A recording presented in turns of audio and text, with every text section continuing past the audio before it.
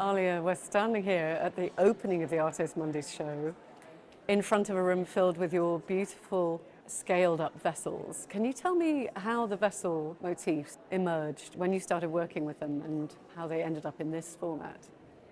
So the shapes in this set of sculptures are shapes that I've been observing in the landscape in Kuwait, and these are the drinking fountains that are installed publicly that are related to a long tradition of offering water in the desert. And before the discovery of oil in Kuwait, they were these more modest shapes, so bisque-fired clay drinking pots that were left mostly in front of people's houses or establishments. And then with the discovery of oil, I became interested in the jump in scale and how this tradition was represented with this new material, polyester resin and fiberglass, which is a form of plastic and a byproduct of oil. And you deliberately kept them this very sort of neutral color because I think you said earlier that they're often painted really bright colors. So if you were to come across a drinking fountain in Kuwait like this, it'd mostly be painted in garish colors. I was reading that the water troughs that you've included in them are sort of there as a protest against the fact that increasingly the actual supplies of water have dried up.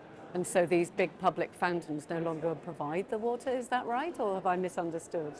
Kuwait is a country with no fresh bodies of water, and so historically it used to get its fresh drinking water from the south of Iraq, from the catalogue River. And with the discovery of oil, it could build, or it could afford suddenly all this new infrastructure. And so it built like a desalination plant, which is what Kuwait is reliant on today for its fresh drinking water. These public fountains, are they still offering? They still work, and this is like the sort of the new form.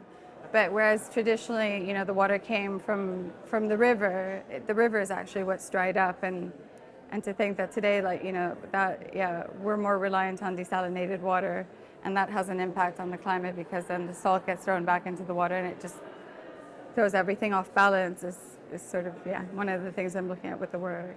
Yeah. And as we walk through the room, you see this kind of sequence of vessels from across the ages, don't we? Can you tell us a little bit about some of the really archetypal forms you were inspired by? Yeah, so the vessel shapes in this installation speak of the different cultural and trade networks in the Arabian Gulf peninsula. And the first shape is this lotta, which is more commonly seen in South Asia. The second shape is a jerry can form that was brought back from Saudi Arabia by my grandmother, and she gave me this after doing pilgrimage. And I'm really interested in this water vessel because of its intersectional quality, and how it speaks to both the oil economy of Saudi Arabia and religious tourism. The shape behind that is more commonly seen in the Levant, so in Lebanon and in Syria. And then the PET water bottle is sort of like the classic and ubiquitous shape. And then the final form is sort of a shape that originates in Iraq and was historically rendered in ceramic or in copper. But I grew up seeing a translation of this form in plastic. And there's a film in the room beyond. Can you tell us a little bit about that?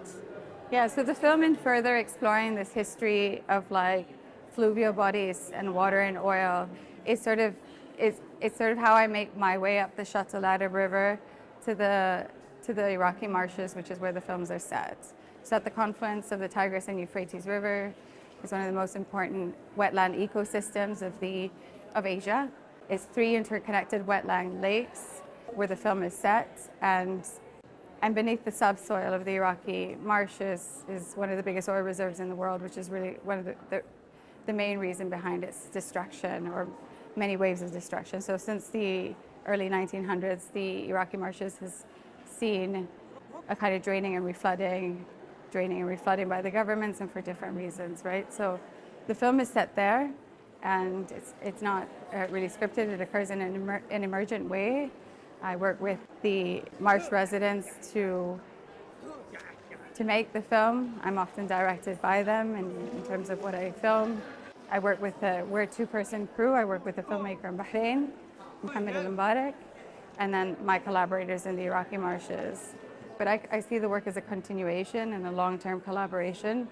So, I have intentions to continue filming in the marshes, but it's really a long-term conversation with a community that I feel like, or a region or an adjacent community that is actually one that's that's very much connected to my own family history.